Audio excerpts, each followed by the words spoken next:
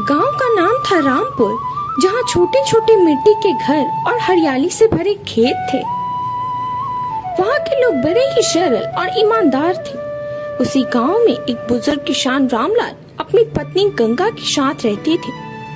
उनका एक ही बेटा था मधुकर, जो शहर जाकर नौकरी करने लगा था।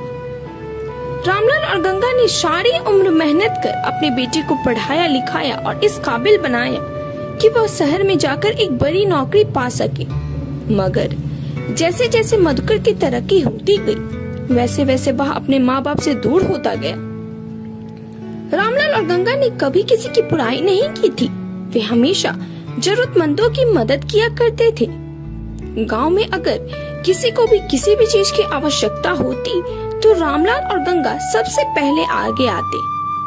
रामलाल का मानना था, नेकी का बीज जब बोया जाता है तो उसका फल जरूर मिलता है, भले ही थोड़ा समय लगे। समय बीतता गया, गंगा अब बीमार रहने लगी और रामलाल की कमर भी झुक चुकी थी। दोनों का शरीर थक चुका था, मगर मन में बेटे के आने की आस हमेशा लगी रहती। पर मधुकर का आना जाना तो दूर, उसने फोन पर भी पूछना छोड़ दिया था। उसकी पत्नी नीता को गांव से कोई भी लगाव नहीं था। वह हमेशा चाहती थी कि मधुकर अपने माँ बाप से पूरी तरह दूरी बना ले। रामलाल और गंगा को अब यह एहसास होने लगा था कि उनका बेटा उन्हें पूरी तरह भूल चुका है। फिर भी वे उसकी भलाई की कामना करते। गांव में एक दिन रामलाल के खेत के पास से गुजरते हुए एक गरीब और बूढ़ा साधु आया। उसकी हालत बहुत ही दयनीय थी। कपड़े फटे हुए थे और उसके पांव में छाले पड़ चुके थे। रामलाल ने उसे देखते ही अपने घर बुलाया। बाबा आइए ना, कुछ भोजन कर लीजिए। रामलाल वहाँ से उस साधु को अपने घर की ओर लेकर चला गया। गंगा ने प्रेम से रोटी दाल और चावल परोसा। साधु ने तृप्त होकर भोजन किया और कहा, रामलाल, तूने जो नेकी की है उसका फल तुझे अवश्य मिलेगा। भगवान तुझे कभी निराश नहीं करेगा। रामलाल और गंगा ने साधु को प्रणाम किया, मगर यह बात उनके मन में कहीं गहरे तक बस गई थी। कुछ महीनों बाद गंगा की तबीयत और बिगड़ने लगी। गांव के वैद्य ने बताया कि अगर सही इलाज ना मिला तो गंगा को बचा पाना बहुत ही मुश्किल है। रामलाल ने बहुत कोशिश की कि वह अपने बेटे मधुकर को फोन करे, मगर मधुकर ने कभी फोन नहीं उठाया। गंगा की आंखें हर दिन दरवाजे पर टिकी रहती, मगर उनका बेटा नहीं आया। उसकी हालत बिगड़ती गई और एक दिन वह इस दुनिया को छोड़कर चली गई।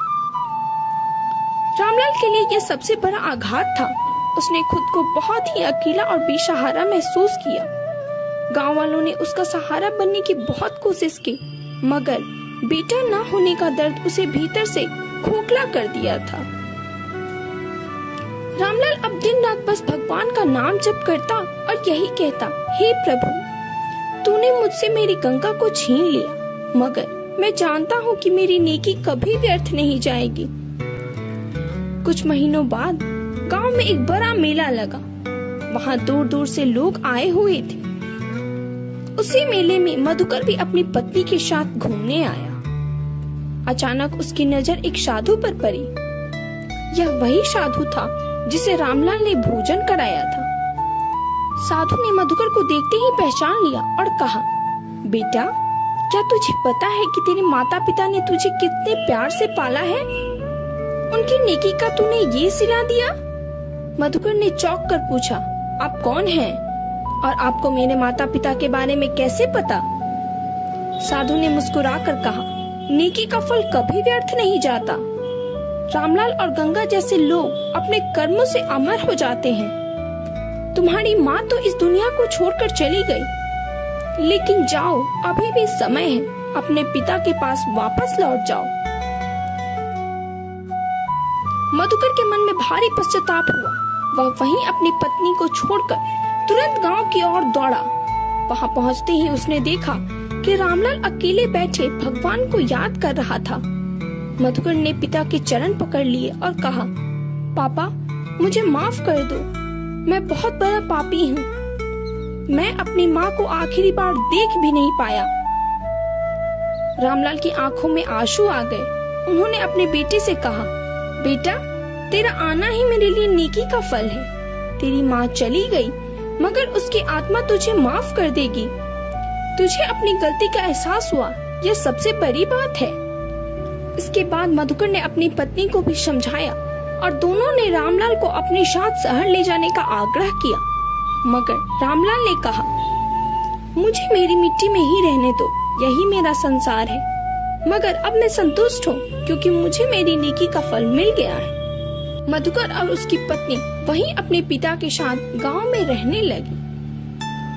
इस कहानी से हमें यही सीख मिलती है कि नेकी का फल देर से ही सही, मगर अवश्य मिलता है। और जो इंसान अपने माता पिता का सम्मान करता है, वह जीवन में कभी असफल नहीं होता। अगर आप सभी को हमारी यह कहानी अच्छी लगी हो, तो हमारे वीडियो को लाइक करें और चैनल को सब्सक्राइब करें। धन्यवाद।